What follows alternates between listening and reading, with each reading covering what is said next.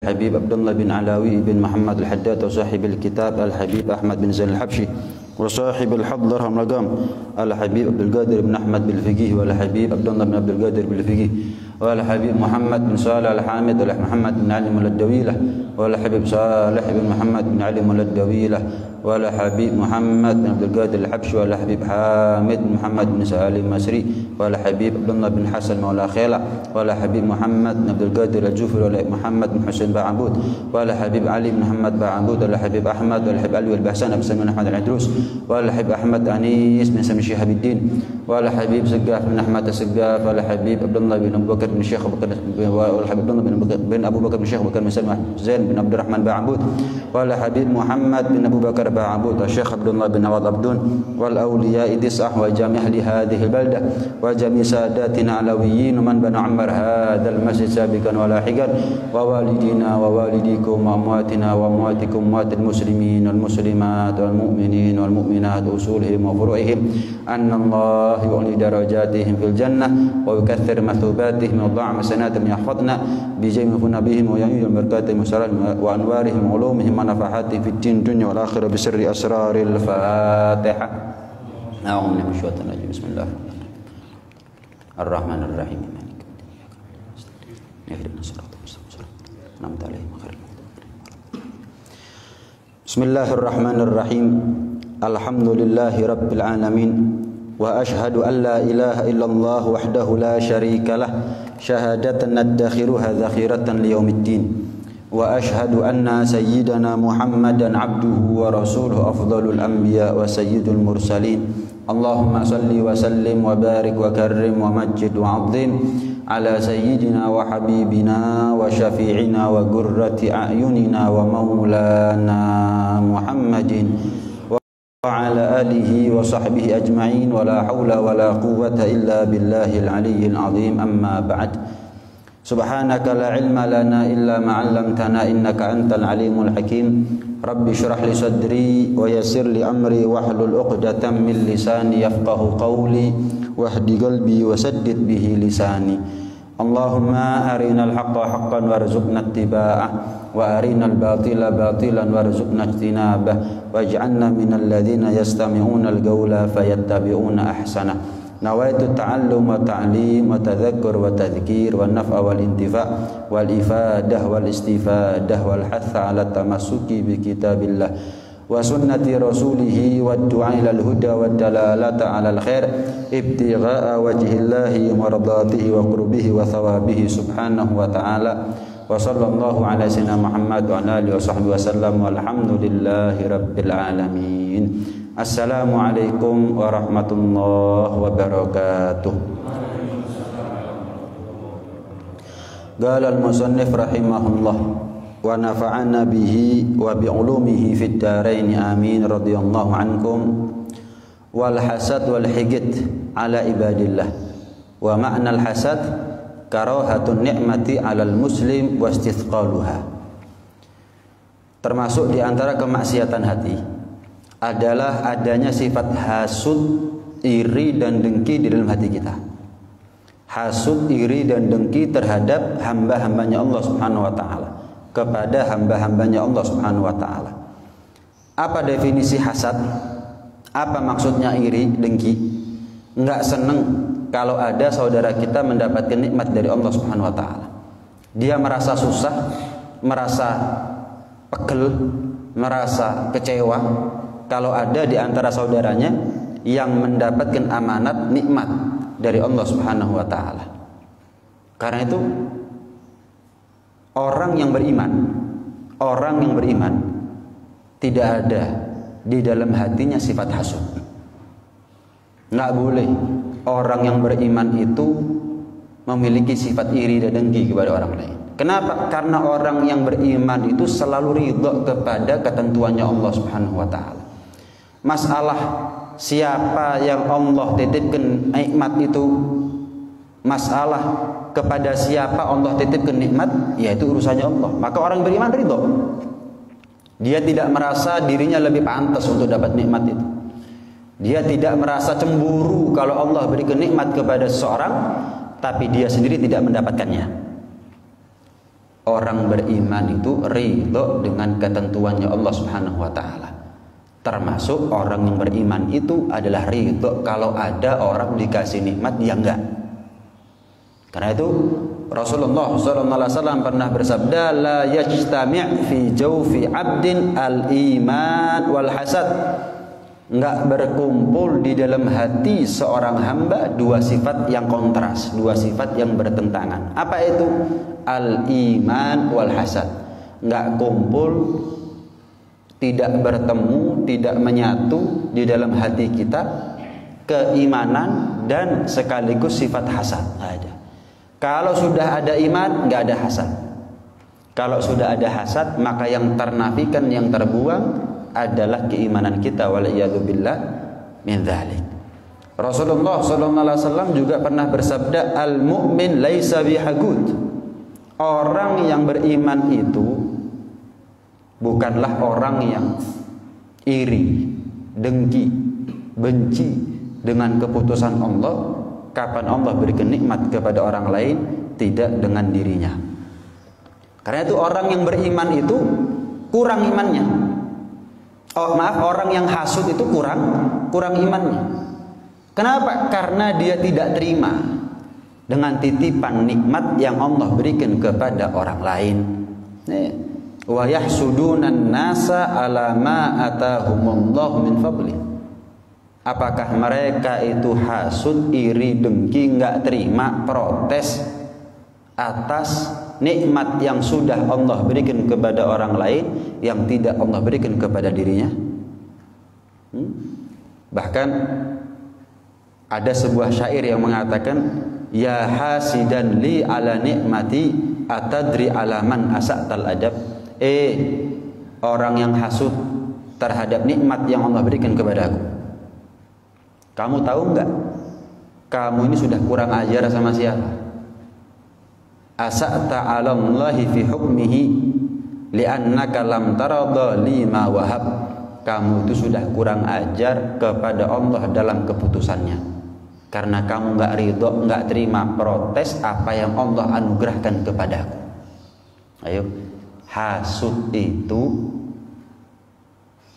adalah sifat yang tersembunyi dari sifat seseorang tidak terima dengan keputusannya Allah Subhanahu wa taala. Fa akhazaka rabbi bi anzadani wa sadda 'alaika wujuhat talab.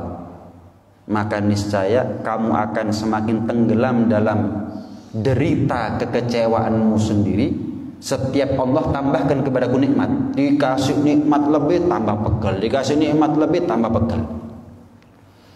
Orang itu kalau sudah hasud bunuh diri, Pak. Setiap melihat ada orang dikasih nikmat, pegel. Padahal pegelnya dia nggak ngurangi nikmatnya Allah Subhanahu wa taala. Seharusnya kalau dia itu hasud terhadap nikmatnya orang, ya dia minta kepada Allah Subhanahu wa taala, ya Allah, sebagaimana dia mendapatkan nikmat, saya berikan juga ya Allah nikmat. Itu nggak ada masalah. Ada hasud, ada ghibthah. Hasud itu nggak seneng kalau orang dapat nikmat. Walaupun dia nggak dapat nikmat nggak apa-apa. Pokok orang lain nggak dapat nikmat. Iblis itu pernah bertamu ke Fir'aun. Ketuk pintunya. Fir'aun tanya, siapa? Katanya Tuhan, kok nggak tahu siapa tamunya? Katanya Iblis. Ngakunya Tuhan, kok nggak tahu siapa tamunya? Karena mana Iblis sih? Masuk. Duduk mereka berdua, antara guru dengan murid ini. Fir'aun tanya, Iblis, aku penasaran, apa? Orang yang lebih jahat, lebih buruk dari kita itu siapa? Ada. Siapa itu? Orang yang hasud. Gara-gara hasud, aku mendapatkan ujian dari Allah Subhanahu wa taala, kata Iblis. Gara-gara hasud atas kelebihan Nabi Adam, aku nggak mau sujud, nurut patuh kepada perintahnya Allah Subhanahu wa taala, aku mendapatkan apa yang aku dapatkan. Dilaknat 7 turunan menjadi bahan bakarnya neraka. Dan aku, kata Iblis, Fir'aun, ketahuilah, aku tuh punya teman dari kalangan manusia. Setiap aku perintah dia untuk maksiat, nurut. Wah, nggak pernah bantah, sudah nurut. Sampai aku merasa perlu balas budi sama dia. Ini orang disuruh apa aja untuk maksiat nurut. Wah, ini orang sudah berbakti sama saya, ini katanya iblis. Ini perlu dikasih hadiah. Datang. Fulan, karena kamu setiap aku perintah nurut, aku merasa punya hutang budi sama kamu. Terus, ya aku mau kasih hadiah kepada kamu. Minta.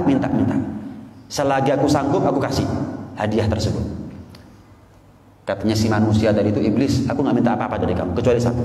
Aku punya tetangga, sapinya gemuk, patenono sapi ini. Bunuh sapinya. Waduh, katanya iblis, urusan ajal walaupun binatang bukan urusannya saya. Jaluk sing liyane ae. Enggak. Lihat nih orang hasud ya. Dia nggak dapat nikmat nggak apa-apa. Pokok orang yang dia benci nggak dapat nikmat. Tuhan hasud. Hah? Parah kan ya? Sampai iblis bilang gini, aku kasih kamu 10 sapi gimana?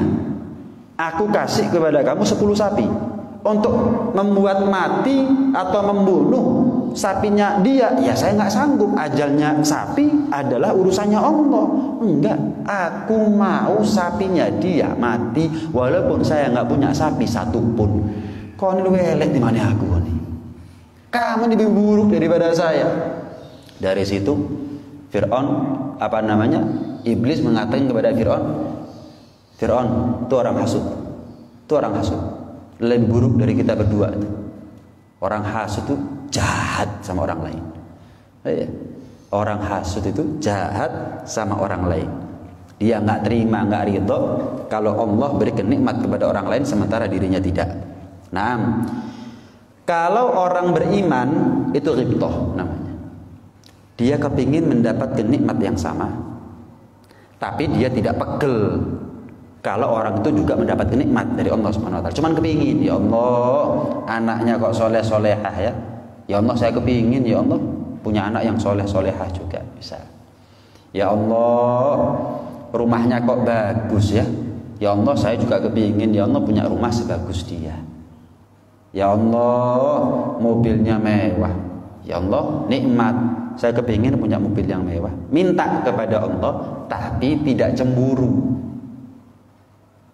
Ini namanya ghibthah. Itu sifat mukmin. Sifatnya orang beriman. Cuman kata Nabi, tidak sepatutnya kita ini ghibthah, hasud dalam makna yang positif kecuali dalam dua hal. Apa itu? Seseorang dilimpahkan harta dunia kepada dirinya digunakan untuk baik. Kita lihat ada orang kaya tapi loman. Sepatutnya buat kita untuk ghibthah dalam urusan ini.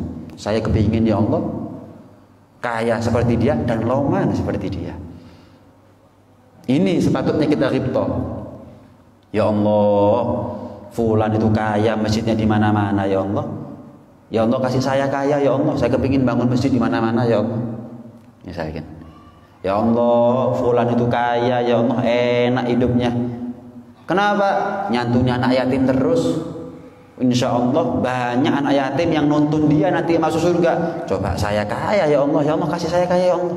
Insya Allah saya akan soleh seperti dia, beramal seperti dia. Ghibthah dalam urusan harta yang digunakan kebaikan. Yang kedua kata Nabi, sepatutnya kita ini ghibthah kepada orang yang beriman, saudara kita, dalam urusan ilmu, bagaimana dia bisa ngamalkan ilmu. Pintar ngamalkan ilmu.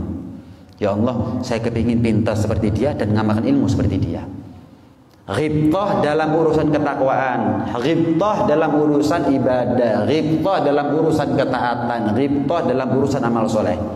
Dua hal ini nggak apa-apa. Untuk selain dua hal ini, walaupun nggak hasud, ya jangan ghibthah juga. Seperti apa? Seperti yang saya sampaikan tadi itu. Ya Allah, kepingin punya mobil mewah seperti dia. Ini urusan duniawi, walaupun nggak hasud. Cuman ini bukan sesuatu yang patut untuk dighibthahi. Ya Allah, rumahnya tingkat 10 ya Allah. Saya kepingin punya rumah tingkat 10 ya Allah. Saya kepingin. Urusan dunia nggak patut dighibthahi, tapi kesolehan seseorang, ilmu seseorang, ketaatan seseorang, amal sedekahnya seseorang, itu bekal akhiratnya seseorang, itu yang lebih patut untuk kita ghibthahi. Orang yang beriman itu ghibthah, tapi kalau munafik hasud. nggak terima atas nikmat yang Allah berikan kepada orang lain. Nah, kemudian dikatakan oleh Rasulullah SAW, salasatun la yakhlu minhunna ahadun. Kita ini sebagai manusia nggak mungkin lepas dari 3 hal. Nggak mungkin lepas daripada 3 hal. Pasti salah satu di antara 3 hal ini mengena kepada kita. Kita pernah mengalaminya. Kita pernah diuji oleh Allah Subhanahu wa taala daripada satu di antara 3 hal ini. Apa? Yang pertama adalah firasat buruk. Mau keluar rumah kok ngelihat burung gagak terbang di atas. Terus kerontak dalam hati, waduh jangan-jangan hari ini hari yang apes nih. Maka kalau terjadi seperti ini, famdi kata Nabi. Kalau terjadi, ya terbersit dalam benaknya kita firasat buruk, lanjut. Jangan terpengaruh. Berangkat, doa, tawakal, bismillah, amantu billah, tawakaltu ala Allah. Di jalan baca istighfar, di jalan baca sholawat, baca hasbunallah wa ni'mal wakil, ni'mal maula wa ni'man nasir terus. Jangan melihat burung gagak, burung dares, gak sido. Jangan. Sarapan mau berangkat kerja, piring pecah. Waduh, apa sih ini jangan. Faham dia katanya, lanjutkan. Tapi bukan sombong. Pas kau nok, tino apa kau nok. Enggak. Tetap minta perlindungan kepada Allah Subhanahu wa taala. Yang kedua adalah dzon, sangkaan, dugaan kepada orang lain. Nah, kalau kita ini menaruh prasangka kepada orang lain, jangan fala tahaqqaq, jangan kamu pastikan. Jangan ditelusuri. Jangan-jangan fulan begini. Pendam. Jangan kemudian kita ini curi-curi pandang. Iya tah, jangan-jangan dugaan saya benar nih. Jangan mencari celah untuk memastikan dzonnya kita. Biarkan. Kalau memang dia adalah orang yang jahat, kan ditutup aibnya oleh Allah Subhanahu wa taala. Buat apa kita ngorek-ngorek kesalahan orang lain, aibnya orang lain ditutup-tutupi oleh Allah Subhanahu wa taala? Sudah biarkan Allah aja nutup, kok kita mau korek-korek kesalahannya orang lain. Kita nggak pernah ngorek-ngorek kesalahannya kita, apa perlunya kita ngorek-ngorek kesalahannya orang lain? Emangnya kita di akhirat ditanya kesalahannya orang? Enggak, kita ditanya kesalahannya kita sendiri. Nih. Iya, apa? Pertanda buruk? Bukan pertanda apa ya? Apa tadi? Saya ngomong apa tadi? Firasat buruk, jangan terpengaruh, lanjutkan perjalanannya, minta perlindungan kepada Allah. Yang kedua, suudzon, jangan diteruskan, jangan dicari celah untuk memastikan. Yang ketiga, hasad. Pasti kita ini pernah iri, pernah dengki, pasti. Lintasan batin itu pasti. Tapi kata Nabi gimana? Fala tabghi, jangan diturut-turuti. Jangan diturut-turuti. Kalau kita ini iri, dengki sama orang, nggak seneng ngelihat dia dapat nikmat dari Allah Subhanahu wa taala, kok bisa dia yang dapat nikmat? Kan mestinya saya. Waduh. Kayak dia lebih tahu daripada Allah Subhanahu wa taala. Maka jangan diturut-turuti. Dengan cara apa? Obat untuk meredam iri dengkinya kita. Yang pertama adalah iri itu seperti api, padamkan. Jangan dikipasi, apalagi disiram minyak, disiram bensin, tambah bara. Jangan. Jelas ya? Kalau ada lintasan batin, kok kita ini menaruh perasaan iri sama orang lain, redam. Tahan. Ilokno nafsu ini, kurang ajar nafsu ini. Apa perlunya saya protes kepada Allah Subhanahu wa taala? Allah yang lebih tahu kepada siapa nikmat itu dititipkan oleh Allah Subhanahu wa taala. Toh nikmat itu kan dipertanggungjawabkan. Kapan orang itu dikasih nikmat saya tidak, ya berarti saya urusannya nanti di akhirat lebih enteng daripada dia. Dia kaya, saya enggak. Ya berarti saya ini dikehendaki oleh Allah Subhanahu wa taala untuk lebih cepat masuk surga 500 tahun daripada dia. Karena orang fakir, orang miskin itu lebih cepat masuk surga daripada orang kaya, 500 tahun jaraknya. Nikmat itu dipertanggungjawabkan. Kok kita iri sama orang? Lah kita ini iri sama bebannya orang. Bebannya orang di akhirat nggak usah. Alhamdulillah, nggak popo. Ditakdir kaya, alhamdulillah. Nggak ditakdir kaya, mungkin Allah Maha tahu. Kalau saya kaya, mungkin saya banyak maksiat. Ini sih maksiat. So gimana? Wis, alhamdulillah. Mungkin dengan begitu urusan saya lebih enteng daripada dia nanti di akhirat. Redam. Yang kedua, jangan ditampakkan baik dengan ucapan atau perbuatan. Kadang-kadang kita ini kalau iri, dengki sama orang, merengut mukanya kita. Assalamualaikum, salam.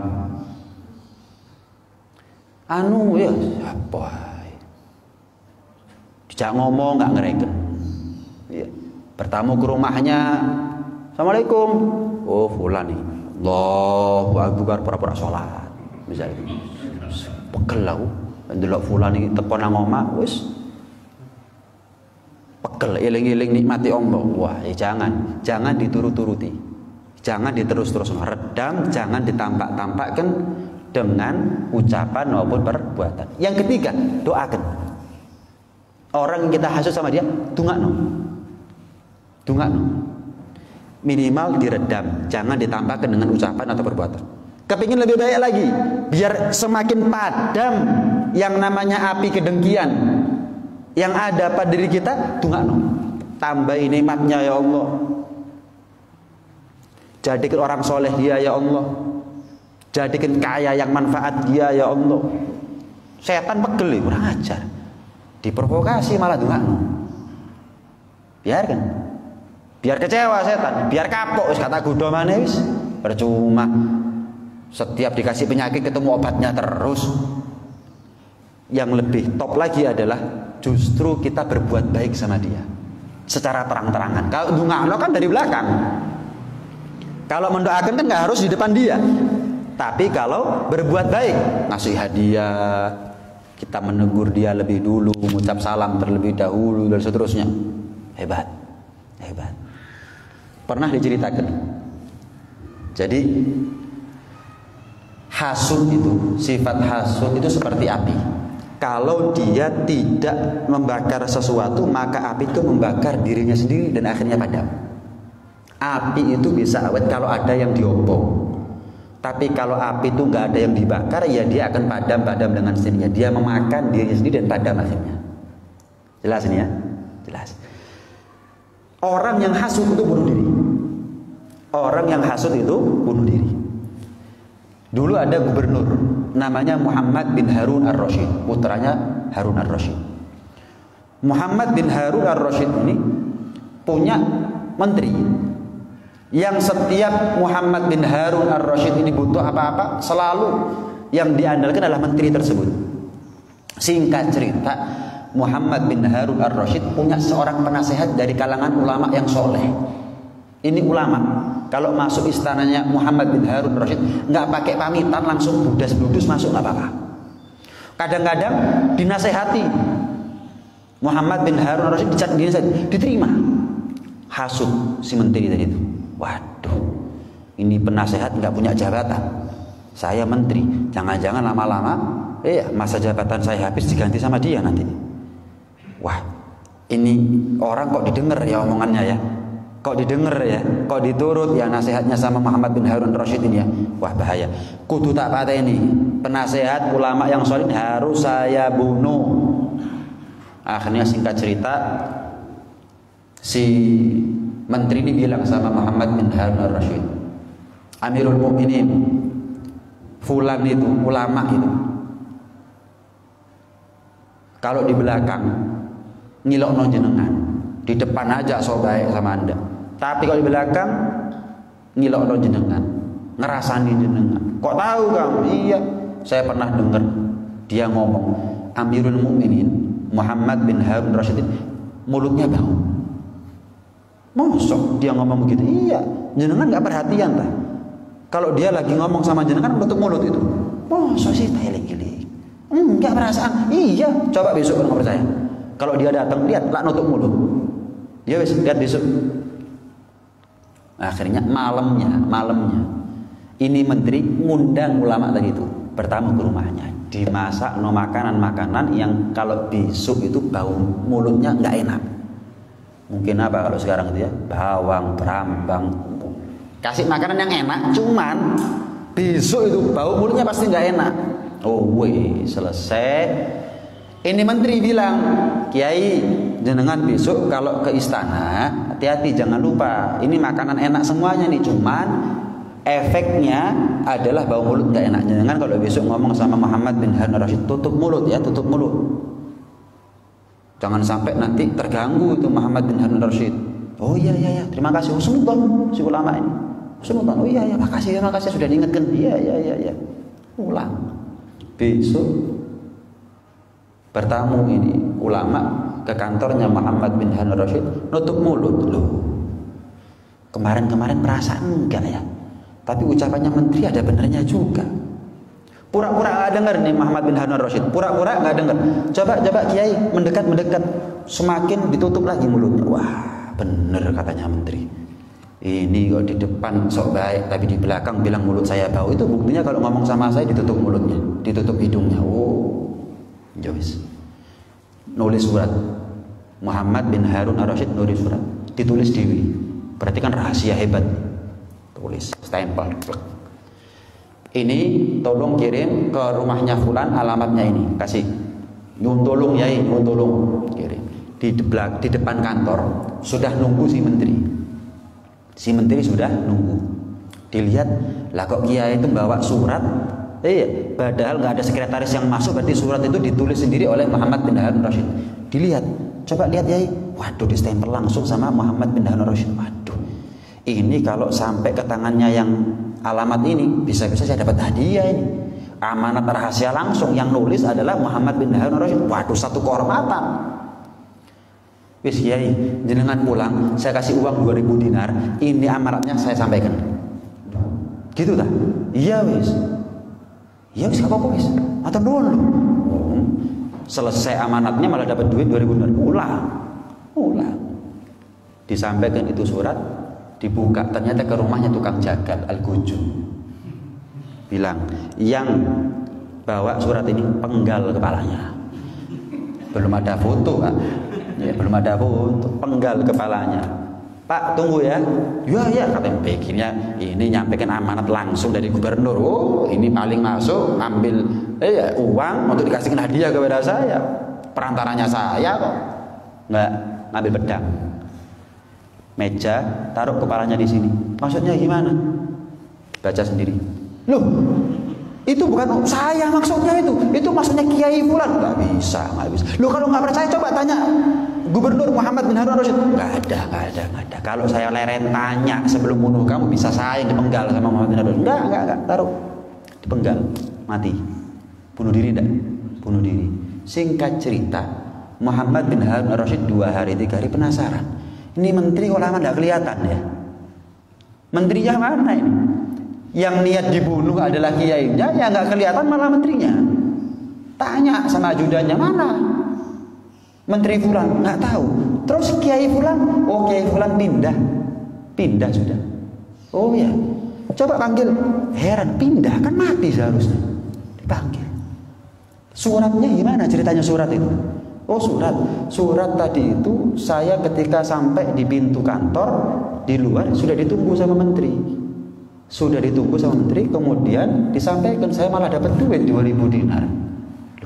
Gimana ceritanya? Ya saya nggak tahu. Tugasnya saya dari jenengan di Entengno, malah saya dikasih duit 2000 dinar. Jujur si Muhammad ini. Muhammad bin Harun Ar-Rasyid jujur. Gini loh. Jujur ya. Kamu ini saya suruh ngantar surat ke Al-Gujum. Sebetulnya kamu mau saya bunuh dengan surat tadi itu. Tapi nggak tahu kenapa kok kamu selamat. Kamu pindah, menterinya saya sekarang nggak kelihatan kemana. Loh, kenapa Anda kok mau bunuh saya? Kan saya nggak pernah salah sama Anda. Apanya?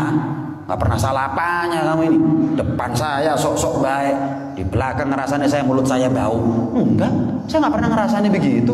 Itu katanya menteri. Kamu kalau ngomong sama saya nutup hidung. Ingat nggak kamu? Di hari ini jam sekian kamu datang ke kantor, setiap saya suruh mendekat nutup hidung. Loh, itu semalam sebelumnya, sebelum saya ketemu sama jenengan, saya itu diundang makan sama Menteri Fulan, dikasih makanan macam-macam. Si menteri bilang, Yai besok kalau ketemu Muhammad bin Harun Ar-Rasyid tutup ya mulutnya ya. Saya bukan nutup hidung, nutup mulut. Kenapa? Saya semalam dikasih makan nggak enak. Baru paham nih. Muhammad bin Harun Ar-Rasyid baru paham. Ini akal bulusnya si menteri. Akhirnya kemakan sendiri dia. Akhirnya dia yang diangkat, dilantik jadi menteri akhirnya. Lihat nih.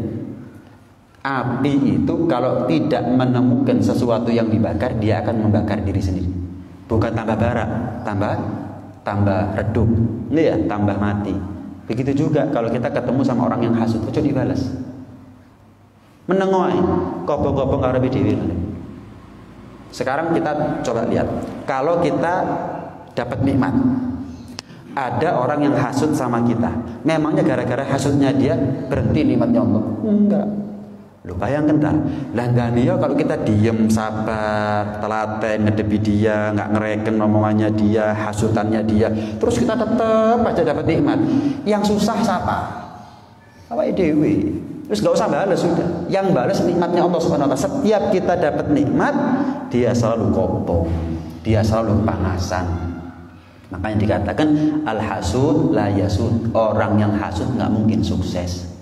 Malah seorang ulama mengatakan tidak ada orang yang dolim, tapi keadaannya seperti orang yang terdolimi kecuali orang yang hasud. Orang yang hasud itu, orang yang iri dengki itu dolim sama orang lain. Cuman keadaannya dia koyo susah, terus pegel, tok, muangkel, tok, kayak dia yang terdolimi. Dolim tapi keadaannya seperti dolimi. Jarno wis. Lah mosok bunuh diri mau kita bingung mateni dia, jarno mati-mati dewi. Biarkan sudah, nggak usah bingung. Lihat. Malah dikatakan oleh seorang ulama bahwa yang namanya hasud itu ghammun la yanqati, sumpek yang nggak pernah putus. Orang kalau hasud sumpek, yang dipikirin nikmatnya orang lain soalnya. Padahal nikmatnya Allah terus nggak mandekin. Oh, kapan putusnya ini? Kapan? Sumpah. Dia dapat nikmat, cuman dia lupa sama nikmatnya Allah yang Allah berikan kepada dia. Yang dipikirin nikmatnya orang lain. Terus kepikiran ghammun la yanqati wa musibatun la yujar 'alaiha. Musibah. Orang itu kalau punya sifat hasud itu musibah. Cuman nggak dapat pahala dia. Nelongso uripe, ngenes tapi nggak dapat pahala dari Allah Subhanahu wa taala. Wa madammatun la yuhmad 'alaiha. Dan orang yang hasud itu selalu dicaci. Orang hasud selalu dicaci. Hasud ini, benci ini, iri ini, dengki ini. Tapi gara-gara caciannya orang kepada dia yang hasud, dia nggak dapat pujian. Saya mau tanya, Rasulullah SAW, kalau dicaci sama orang kafir, bukankah beliau semakin terpuji? Kan begitu ya? Islam dicaci, dimaki, difitnah, semakin terpuji. Kecuali orang hasud, iri ini, dengki ini, bukan dia terpuji. Jadi percuma dicaci. Dicaci yang tidak membuat dia semakin mulia di sisi Allah Subhanahu wa taala, bahkan di sisi manusia sama sekali. Dan orang yang hasud itu dimurkai oleh Allah Subhanahu wa taala, dan orang yang hasud itu tertutup darinya pintu taufik, pintu hidayah, pintu petunjuk dari Allah Subhanahu wa taala. Sayyidina Ali bin Abi Thalib mengatakan la rahata li hasud, enggak ada rehat, enggak ada istirahat bagi orang yang hasud. Sumpek tok, pegel tok, mangkel tok, enggak ono mandeki. Orang hasud itu enggak akan ada habisnya. Iya, enggak akan ada habisnya untuk pegel. Diceritakan Al-Imam Abu Hanifah. Al-Imam Abu Hanifah ini banyak yang hasud sama beliau. Banyak yang iri sama beliau, Imam Abu Hanifah. Singkat cerita, ada beberapa ulama, tapi ulama niat jebak Imam Abu Hanifah. Akhirnya ulama-ulama ini urunan. Untuk apa? Untuk nyewa seorang perempuan yang nggak baik. Dikasih duit, dikasih tahu gimana caranya Nu'man bin Thabit, namanya Imam Abu Hanifah, masuk ke rumahnya kamu di malam hari, kemudian kamu teriak, nanti kami gerbek, kami masukkan dia ke penjara. Nih duitnya. Siap? Siap. Akhirnya ketika Imam Abu Hanifah mau ke masjid sholat subuh, menjelang sholat subuh, tengah malam, ini perempuan yang nggak baik, ya bikin fitnah. Imam Abu Hanifah, saya punya suami sekarat sekarang. Mbok njaluk tolong dituntun syahadat.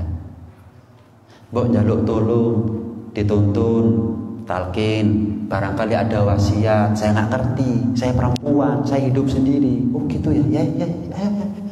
Keburu mati aja. Sampai di situ dikunci. Pengak-pengok ini perempuan. Tolong. Wow, yang ulama-ulama sudah siap, langsung gerbek. Kalah polisi cepet nih. Polisinya belum datang, ambulannya belum datang, semuanya belum. Ini ulama langsung Wah, langsung bikin heboh, bikin fitnah, viral sudah. Imam Abu Hanifah berbuat tidak senonoh dengan seorang perempuan, masuk penjara. Imam Abu Hanifah tenang. Imam Abu Hanifah tenang. Begitu nyampe di penjara sebelum subuh saat itu juga, tengah malam itu juga sholat dong. Memang mau niatnya ke masjid sholat kok.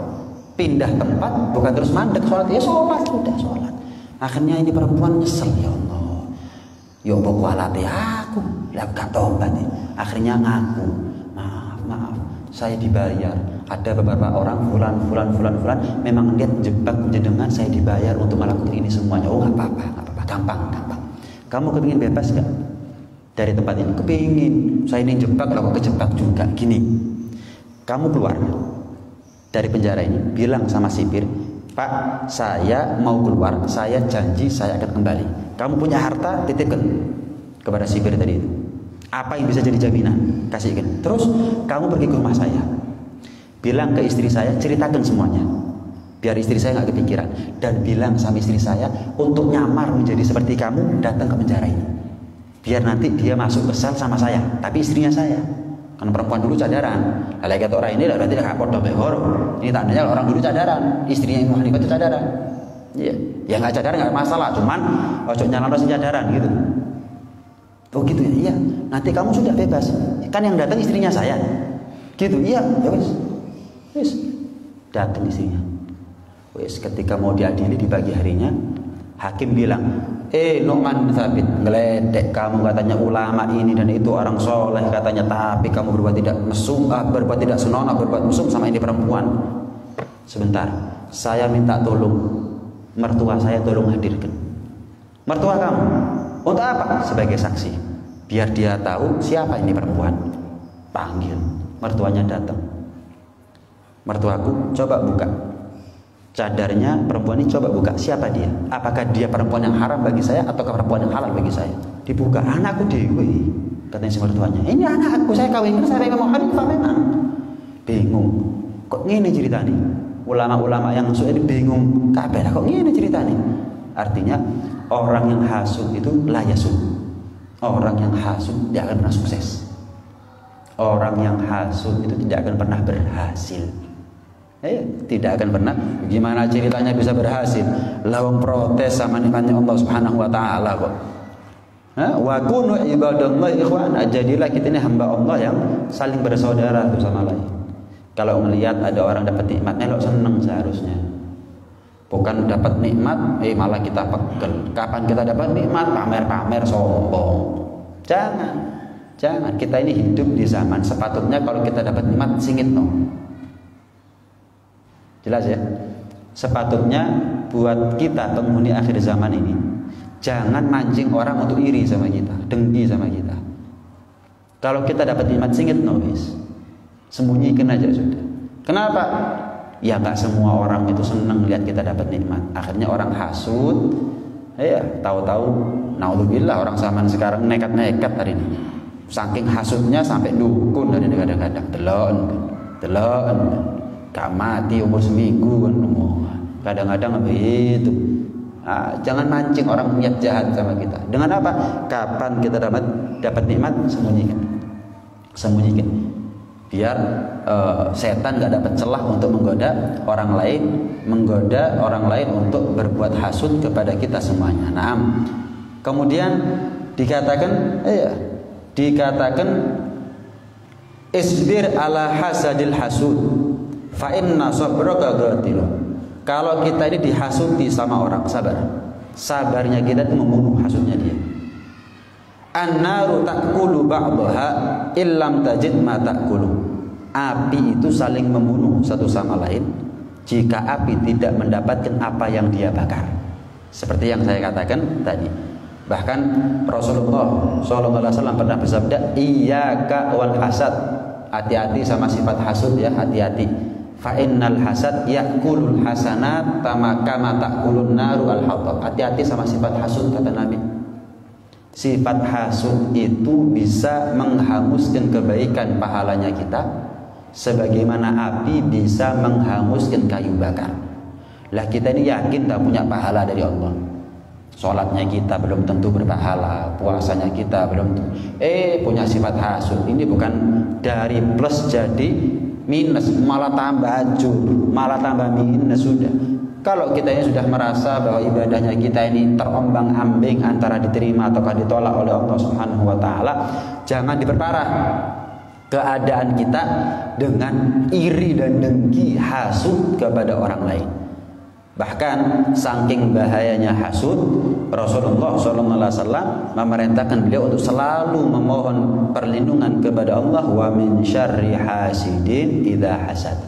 Sama sebagaimana Rasulullah diperintah oleh Allah Subhanahu wa taala untuk minta perlindungan daripada sifat hasud, Rasulullah juga diminta oleh Allah, diperintah oleh Allah untuk meminta perlindungan kepada Allah dari godaannya setan, wa min syarril waswasil khannas.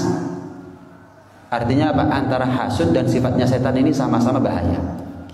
Kita dibujuk, dirayu, digoda sama setan bahaya. Kita termakan, terhasud dengan sifat iri dan dengkinya kita sendiri, itu juga bahaya. Makanya mau di Al-Falaq, mau di An-Nas sama-sama ada. Wa min syarril waswasil khannas, min syarri waswasil khannas, dan juga wa min syarri hasidin idza hasad. Dan orang yang hasud itu panen kebencian dari orang lain. Gini, kalau kita hasud sama orang, bayangkan, naudzubillah, kita hasud sama orang, pasti kita ini kalau kita nuruti hasud, yang tampak dari kita adalah keburukan. Nggak mungkin dong orang itu punya perangai yang jelek tapi yang tampak kebaikan, itu nggak mungkin. Orang itu kalau punya iri dan dengki yang dia sembunyikan, cepat atau lambat akan tercium baunya. Kok gini, kok ngono ya. Nah, yang namanya perbuatan buruk, hasud itu membuahkan perbuatan buruk. Perbuatan buruk itu membuahkan kebencian dari orang lain. Kita ini kalau ingin tahu apakah fulan itu cinta sama saya, coba cek di hati kita, kita cinta nggak sama fulan? Kalau kita cinta sama fulan, sayang sama fulan, akan tampak dari diri kita itu perbuatan baik kepada fulan, sehingga otomatis perbuatan baiknya kita kepada dia memancing cintanya dia kepada dia, kepada kita, kan begitu. Tapi kalau kita hasud sama fulan, yang mana sifat hasud ini kita turuti, ditampak-tampakkan, akhirnya akan memancing kebencian. Perbuatan buruknya kita gara-gara hasud yang dituruti memancing kebenciannya orang lain kepada kita. Simple sudah, simple, sederhana. Saya itu, fulan itu cinta nggak sama saya? Lihat, kita cinta nggak sama fulan? Fulan itu benci nggak sama saya? Kita lihat, kita hasud nggak sama dia? Kalau iya, berarti dia benci sama kita. Kenapa? Gara-gara kita sendiri. Gara-gara kita sendiri. Kita ini melek sama salahnya orang. Kadang-kadang kita ini kalau ada orang berbuat salah sama kita, kita nggak mau menelusuri. Jangan-jangan salahnya saya dulu.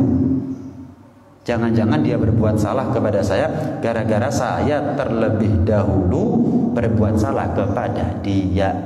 Karena itu jauhi sifat hasud. Ya, jauhi betul sifat hasud.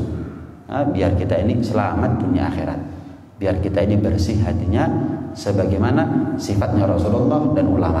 Mudah-mudahan Allah kasih kekuatan buat kita untuk bisa menjauh dan menghindar daripada perbuatan hasud, dan mudah-mudahan Allah kasih kepada kita sifat ridha, legowo, neriman atas segala nikmat yang Allah berikan kepada kita, dan kita nggak peduli dengan nikmat yang Allah berikan kepada orang lain. Dan mudah-mudahan kita semuanya selalu hatinya disatukan oleh Allah Subhanahu wa taala, sehingga saling mencintai, saling peduli, saling sayang, menyayangi satu sama lain, sehingga dengan begitu setan nggak punya celah untuk membuat kita saling iri dan dengki satu sama lain, untuk berpecah belah satu sama lain. Amin, Allahumma amin. Amin ya rabbal alamin. Rabbana anfa'na bima 'allamtana, rabbi 'allimna alladhi yanfa'una, rabbi faqihna wa faqih lana wa qarabatin lana fi dinina ma'al kutri unta wa dzakar, rabbi wafiqna wa fiqhum lima tartadi qawlan wa fi'lan karama wa rizqil kulla halalan daima wa akhil atqiya ulama nahdha bil khair fa kulla syar, rabbana aslih lana kulla syu'un wa agirra bir ridha minkal udun waqti anna rabbana kulla duyun qabla an ta'tiyana rasulan manun waghfir wastur anta akramu man satar, wa salatullahi taqshal mustafa man ilal haqqi da'ana wal wafa bi kitabin fihi lin nasi shifa, wa ala al-ali al-kiram الشرفاء وعلى الصحب مصابيح الغرر. اللهم اهدنا بهداك واجعلنا ممن يسارع في رضاك ولا تولنا وليا سواك ولا تجعلنا ممن خالف أمرك وعصاك. وحسبنا الله نعم الوكيل ولا حول ولا قوة إلا بالله العلي العظيم. وصلى الله على سيدنا محمد وعلى آله وصحبه وسلم. الحمد لله رب العالمين. الفاتحة.